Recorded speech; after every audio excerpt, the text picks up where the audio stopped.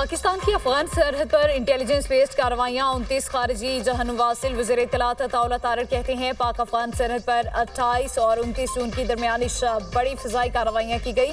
जमातुल हुरार और फितना अल खारिज के ठिकानों को निशाना बनाया गया। पख्तिका और कन्नड़ में फिजाई कार्रवाई में 25 दहशतगर्द मारे गए। 3 मराकज़ तबाह। बाजोड़ में होने वाली कार्रवाई में 4 दहशतगर्द जहनुम वासिल हुए। ऑपरेशन में हाई वैल्यू कमांडर खान फरोश उर्फ जिबल हलाक हुआ। ISPR के मुताबिक हालिया दहशतगर्दी की कार्रवाइयों का भरपूर जवाब दिया गया, जखीरा किया गया। भारी तादाद में असलहा और गोला बारूद भी तबाह कर दिया गया। ISPR का दहशतगर्दी के मुकम्मल खात्मे का आज़म। कहा पाकिस्तान अमन का ख्वाहा, ताहम शहरियों की हिफाजत अव्वलीन तरजीह है। अज़्म इस्तेहकाम के तहत इंसदाद दहशतगर्दी मुहिम जारी रहेगी। अमेरिका और ईरान ने एक दूसरे पर हमले रोकने पर इत्तफाक कर लिया। अमेरिकी न्यूज़ वेबसाइट एक्सिस का दावा। रिपोर्ट के मुताबिक अमेरिका और ईरान मंगल को कतर के दारुल-हुकूमत दोहा में मुलाकात करने पर राजी हो गए। अपने हुर्मुज़ से तिजारती जहाज़ों की आमदरफ्त जारी रहेगी। अमेरिकी अहदेदार के मुताबिक फ़रीक़ैन मुसलसल पैगामात का तबादला कर रहे हैं। दोहा में अपना हुर्मुज़ समेत दीगर अहम उमूर पर बात की जाएगी। इससे पहले ईरानी आला ओहदेदार का कहना था हालिया अमरीकी हमलों और मुफाहमत की यादाश्त की शराइत की खिलाफ वर्जी पर ईरान ने इत्तवार को होने वाले तकनीकी मुज़ाकरात में हिस्सा नहीं लिया था। खलीज में बहरी आमदरफ्त की बहाली में किसी भी दूसरे फरीक की मुदाखलत मामलात को मजीद पेचीदा बनाएगी। अपना हुर्मुज़ में बहरी ट्रैफिक बहाल करने की जिम्मेदारी सिर्फ तेहरान पर है। ईरानी वज़ीर ख़ारिजा अब्बास अराग़ची की इराक़ी हम मनसब के हमरा प्रेस कॉन्फ्रेंस। कहा अमरीकी हमले अपना हुर्मुज़ की मुकम्मल बहाली में रुकावट हैं। अपना हुर्मुज़ ईरानी हुकूमत के कंट्रोल में है। ये जंग पूरे खित्ते के लिए नुकसानदेह है। खित्ते को महफूज रखने के लिए तमाम ममालिक को काम करना होगा। इसराइल का लेबनान से इनखला हमले रोकना अमरीका के साथ अबूरी मुआहदे का लाजमी हिस्सा है। इसराइल को लेबनान के कब्जे वाले इलाकों से निकल जाना चाहिए। इराक़ी वज़ीर ख़ारिजा ने कहा मग़रबी एशिया में सिक्योरिटी बढ़ाने के लिए ईरान से ताउन करेंगे। जंग का तसलसल पूरे खित्ते की तबाही का सबब बनेगा। जंग को अब ख़त्म होना और अपना हुर्मुज़ को खुला रहना चाहिए। ईरान पर अमरीकी और इसराइली जारहियत की हमेशा मुखालफत की। ईरानी सुप्रीम लीडर का अमरीका इसराइल के खिलाफ जंगी जुराइम पर कानूनी कार्रवाई का हुक्म। मुस्तफा खामनई का कहना है अमरीकी और इसराइली जंगी जुराइम का मुकदमा लड़ा जाए। अमरीकी और इसराइली जुराइम को मुल्की और आलमी अदालतों में उठाया जाए। मिनाब स्कूल के जंगी मुजरिमान को इंसाफ के कटहरे मिलाया जाए। बाज़ अमरीकी और इसराइली रहनुमाओं के बयानात मुजरिमाना जिम्मेदारी का एतराफ़ हैं। बयानात की ईरानी कौम के हुकूक की बहाली के लिए कानूनी बुनियाद फराहम कर दी। नौमौलूद बच्चों से लेकर बुजुर्ग शहरियों तक को शहीद किया गया। हमारे अहद की बेमिसाल शख्सियत और अजीम रहनुमा को भी शहीद किया गया। ऐसे हज़ारों संगीन मुकदमात हैं जिनको मुल्की और आलमी अदालत में ले जाना चाहिए। ईरान के सुप्रीम लीडर के मुशीर अली अकबर विलायती की बहरीन को वार्निंग। अली अकबर विलायती का कहना है अगर इश्ताल अंगेजी जारी रही तो तेहरान ज्यादा सख्त रद्द-ए-अमल देने पर मजबूर होगा। बहरीनी हुकाम अपनी हुदूद में रहें, ऐसे इक़दामात से गुरेज करें जो उनके मुस्तक़बिल के लिए नुकसानदेह साबित हों। बहरीन में मौजूद अमरीकी बहरी अड्डे ईरान के खिलाफ कार्रवाइयों के लिए इस्तेमाल होते हैं। वज़ीर ख़ारिजा इसहाक़ डार का सऊदी हम मनसब से राबता। दोनों वज़ीर ख़ारिजा ने खित्ते की ताज़ा तरीन सूरत हाल पर तबादला ख्याल किया। इसहाक़ डार ने इस्लामाबाद मुफाहमती यादाश्त के तहत खित्ते में अमन के लिए पाकिस्तान के अज़म का इयादा किया।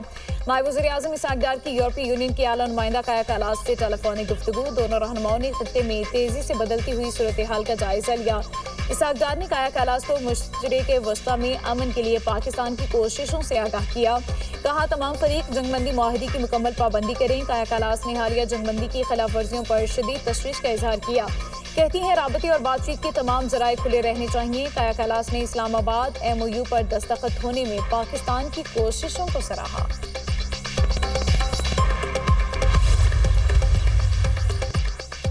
अमरीकी रुकने कांग्रेस यास्मीन अंसारी ने ईरान से मुतालिक ट्रंप के बयानात को खतरनाक करार दे दिया। यास्मीन अंसारी का कहना है ट्रंप की धमकियां में जुबान खतरनाक और गैर जिम्मेदाराना है। जंग का सिलसिला फौरी तौर पर खत्म होना चाहिए। पूरा खित्ता बदअमनी का शिकार है। हजारों बेगुनाह अफराद जान से जा चुके।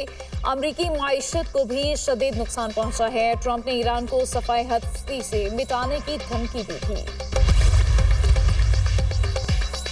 अमीर जमात इस्लामी हाफिज नईमुर रहमान की मौलाना फजलुर रहमान से उनकी रिहाइशगाह पर मुलाकात। आज़ाद कश्मीर की सूरत हाल पर मुशावरत। मीडिया से गुफ्तगू करते हुए फजलुर रहमान ने कहा आज़ाद कश्मीर के मसले को अक्ल दानिश से हल करना चाहिए। हुकूमत इस वक्त मुशावरत कर रही है, हम उनके मुंतज़िर रहेंगे। कश्मीर की क़यादत का वफ़द कलअदम जॉइंट एक्शन कमेटी का ख़त लेकर आया था। मैंने धरना मुलतवी करने का मशवरा दिया, धरना बरकरार रहा लेकिन कोई अगला कदम नहीं उठाया। हाफिज नईमुर रहमान ने कहा, कलअदम जॉइंट एक्शन कमेटी हालात ख़राब करने वाले इक़दाम से गुरेज करे। कश्मीर के लोग ऐसे इक़दाम न करें जिससे दुश्मन खुश हो। हुकूमत मौसर किरदार अदा करने वाले लोगों को साथ लेकर बातचीत करे। स्टेक होल्डर्स उन लोगों को गनीमत समझें जो बातचीत कर सकते हैं। वज़ीर आला बलोचिस्तान सरफराज बुगटी की भी फजलुर रहमान से उनकी रिहाइशगाह पर मुलाकात। मुल्की सियासी और बलोचिस्तान में अमन व अमान की सूरत हाल पर गुफ्तगू।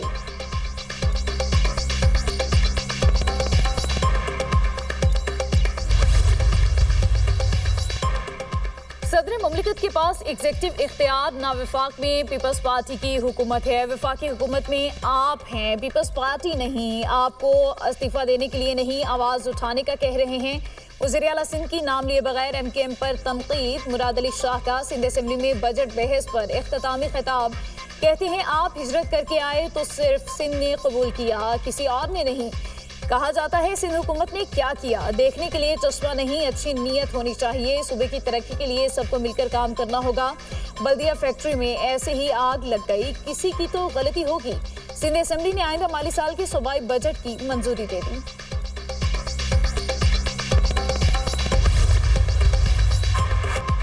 Opposition leader Sindh assembly Ali Khurshidi की पीपल्स पार्टी पर तनकीद। कहा, पीपल्स पार्टी को कारकर्दगी की बुनियाद पर वोट नहीं मिलता। इख्तियारात निचली सतह पर मुंतकिल किए बगैर हालात बेहतर नहीं होंगे।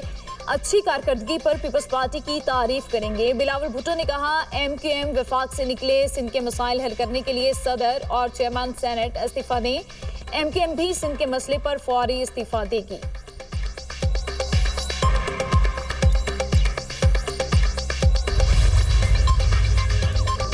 नौमंतखब वज़ीर आला गिलगित बल्तिस्तान की 1 जुलाई को होने वाली हल्फ बर्दारी तकरीब मौखिर। नौमंतखब वज़ीर आला अमजद हुसैन एडवोकेट की तस्दीक। कहते हैं फैसला पार्टी चेयरमैन बिलावल भुट्टो सरदारी की मसरूफियात के बाइस किया गया।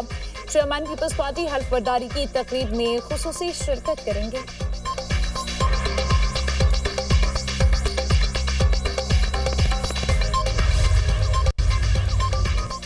लेबनान से फ्रेमवर्क मुआहिदा तय होने के बाद इसराइल का फिर लेबनान पर हमला। इसराइली फौज ने जनूबी लेबनान के एक गाँव में हिजबुल्लाह का ज़ेरे ज़मीन अस्करी इंफ्रास्ट्रक्चर तबाह करने का दावा किया। कार्रवाई में 200 मीटर लंबी सुरंग को निशाना बनाया गया। ज़ेरे ज़मीन तनसीब में सैकड़ों हथियार और मुतादिद मिसाइल साइलोस मौजूद थे। इसराइली वज़ीर आज़म का कहना है हमले से कबल अमरीका को आगाह कर दिया था। गजा में इसराइली फौज के हमले जारी, मजीद 3 फलस्तीनी शहीद, 43 जख्मी। फलस्तीनी वजारत सेहत के मुताबिक जंगबंदी के बाद से इसराइली हमलों में 1041 फलस्तीनी शहीद हो चुके। इसराइली फौज शाम के जनूबी इलाके में बनाए गए बफर जोन में घुस आई। अक़वाम मुत्तहिदा का कहना है कि इसराइल शाम के 235 मुरबा किलोमीटर इलाके पर काबिज है।